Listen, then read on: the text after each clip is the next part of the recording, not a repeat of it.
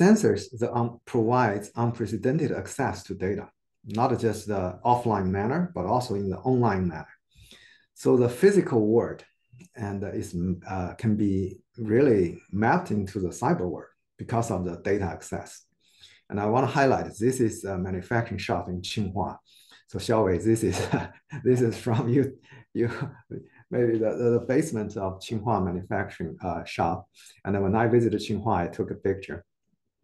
And then you can build the manufacturing shop in the cyber world. But that's not that's just for visualization, right? But more importantly, we want to develop insights and actions so we can feed back to the physical world.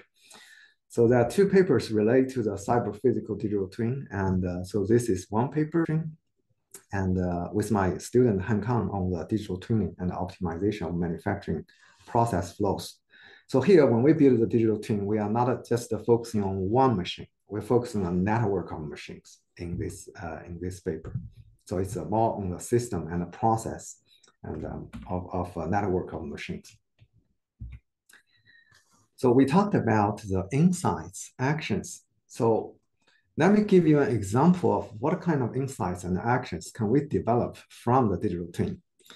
And we just come back from Informs, and when we arrive at the airport, many of the times we pull the phone out and we order Uber, right? When you look at your Uber, you see the digital cars and they're running on the street, and we have access to the Uber, and the app has access to the GPS data, so you know where they are, and you can order from the phone. And so there are physical cars on the street. There are also virtual cars or digital cars in the cyber world.